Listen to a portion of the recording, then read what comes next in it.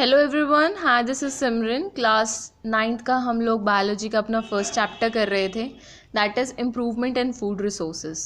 और पिछली वीडियो में हम लोगों ने टॉपिक स्टार्ट किया था एनिमल हस्बेंड्री, जिसमें इसका हमने फर्स्ट टॉपिक किया था वो था कैटल फार्मिंग, जिसमें हमने ब्रीड्स ऑफ काऊ पढ़ी थी और ब्रीड ऑफ बफेलो पढ़ी थी।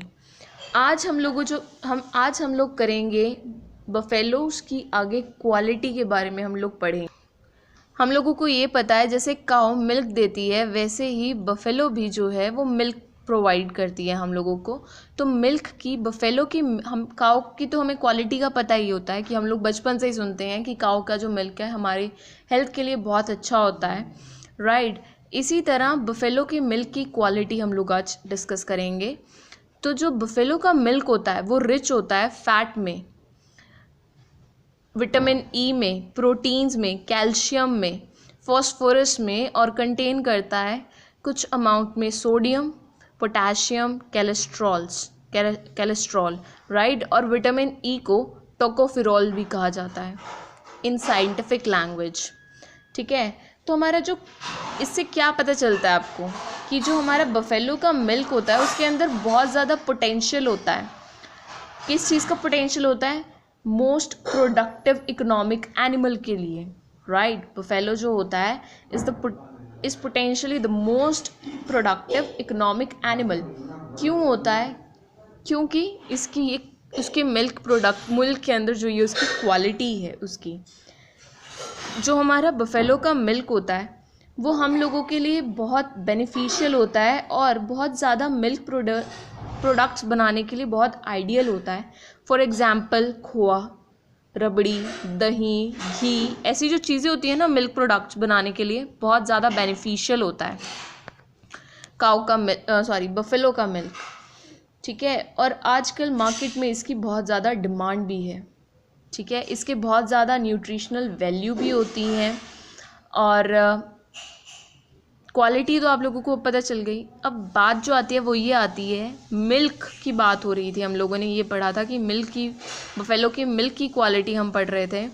तो किसी भी ब्रीड की, चाहे वो कैटल हो चाहे वो बफेलो हो, उस ब्रीड की इम्प्रूवमेंट करना ताकि वो ज़्यादा मिल्क प्रोड्यूस कर सके, उसकी इम्प्रूवमेंट करना मतलब हाई मिल्क यील्डिंग कर सके। वो कैसे होगा? जो मिल्क प्रोडक्शन होती है मिल्चिंग एनिमल्स की, वो डिपेंड करती है उनके लैक्टेशन पीरियड के ऊपर। लैक्टेशन पीरियड क्या होता है? वो पीरियड जिसके अंदर, कौन सा पीरियड? जो एक बच्चे के बर्थ से लेकर एक मदर की नेक्स्ट प्रेगनेंसी तक, राइट। फॉर एग्जांपल एक काऊ है, वो जब मिल्क देती है, उसका जो फर्स्ट जो बेबी होता है उसके बाद से लेकर उसकी नेक्स्ट प्रेगनेंसी तक का जो पीरियड होता है, जिस टाइम पे वो मिल्क प्रोड्यूस करती है, उस पीरियड को बोलते हैं लैक्टेशन पीरियड। और ये लैक्टेशन पीरियड हर एक ब्रीड के लिए, काऊ की ब्रीड के लिए या बफेलो की ब्रीड के लिए अलग होता है, ठीक है। वो कैसे अलग होता है? फॉर एग्जाम्पल कोई एक काऊ है, काऊ की जो स्पीशी थी रेड सिंधी है, उसका लैक्टेशन पीरियड होता है 231 से लेके 345 डेज तक। गिर का जो है वो है 230 से लेके 394 डेज तक। इसी तरह साहिवाल का जो है वो होता है 184 से लेके 354 तक डेज तक। और ये जो मिल्क प्रोडक्शन है इसे हम इंक्रीज़ भी कर सकते हैं। कैसे कर सकते हैं?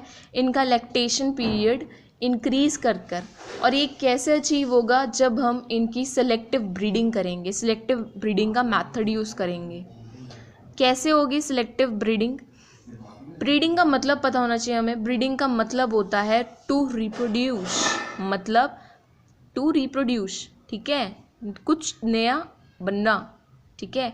फॉर एग्जाम्पल पहले तो आपको ये पता होना चाहिए जब हम ब्रीडिंग कराते हैं तो हमारे लिए क्या असेंशियल है। जब आप किसी पेरेंट को चूज़ कर रहे हैं ब्रीडिंग के लिए तो उनके अंदर क्या करेक्टरिस्टिक्स होनी चाहिए? First one, tolerance to climatic condition. उसके अंदर सहनशीलता होनी चाहिए कि वो किसी भी क्लाइमेटिक कंडीशन को टॉलरेट कर सके, सहन कर सके। उसका lactation period, high yield of the milk, ठीक है, हाई यील्ड ऑफ मिल्क का हो सकता है या मीट का हो सकता है। ये मिल्क और मीट प्रोड्यूस करने के लिए उसकी हाई यील्डिंग होनी चाहिए। Resistance to disease, proper age होनी चाहिए रिप्रोडक्शन के लिए, ऐसा ना हो उसकी प्रॉपर इम्प्रॉपर एज हो रिप्रोडक्शन के लिए। गुड हेल्थ हो और जर्नल अपीयरेंस हो, राइट। ये कुछ करेक्टरिस्टिक्स हैं ये आप लोगों को अपने माइंड में रखना होगा। जब भी ब्रीडिंग की जाती है तो ये 7 करेक्टरिस्टिक्स का इम्पॉर्टेंटली बहुत इनको हम दिमाग में सेट करके चलते हैं कि या ये कंडीशंस जो हैं वो सेटिस्फाई हो रही हैं। इफ़ हाँ तो हमारी ब्रीडिंग कराई जाती है। ब्रीडिंग का मतलब जैसे कि मैंने आपको बताया, टू रिप्रोड्यूस।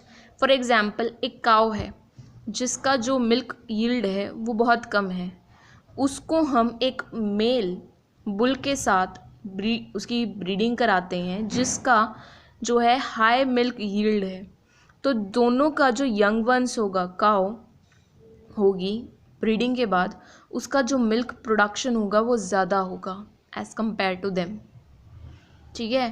तो ऐसा होता है कि आप एक बेटर ऑर्गेनिज्म को बर्थ देते हैं आफ्टर ब्रीडिंग, ठीक है। आप एक बेटर ऑर्गेनिज्म को रिप्रोड्यूस करते हैं। सिमिलरली उसी तरह जैसे प्लांट्स के अंदर ब्रीडिंग की जाती है, क्रॉस ब्रीडिंग की जाती है। अगर एक प्लांट जो है जिसका प्रोड्यूस बहुत अच्छा है, रिप्रोड्यूस बहुत अच्छा है, उसका प्रोडक्ट्स जो निकलते हैं वो बहुत बेनिफिशियल हैं, बट उसमें डिज़ीज़ लग जाता है, और दूसरी जगह हमारा दूसरा जो प्लांट है उसके अंदर वो डिज़ीज़ फ्री है, उसके अंदर कोई डिज़ीज़ नहीं लगता, तो उन दोनों की जब आप क्रॉस ब्रीडिंग कराएंगे, उनका जो हाइब्रिड मिलेगा हमें, नेक्स्ट न्यू ब्रीड का जो हमें प्लांट मिलेगा वो डिज़ीज़ फ्री भी होगा, और साथ में उसका जो प्रोड्यूस होगा, जो प्रोडक्ट हमें मिलेगा उससे, वो भी बहुत बेनिफिशियल होगा। मतलब दोनों के करेक्टरिस्टिक्स कौन से वाले पिकअप होते हैं? पॉजिटिव करेक्टरिस्टिक्स पिक किए जाते हैं ड्यूरिंग ब्रीडिंग, राइट।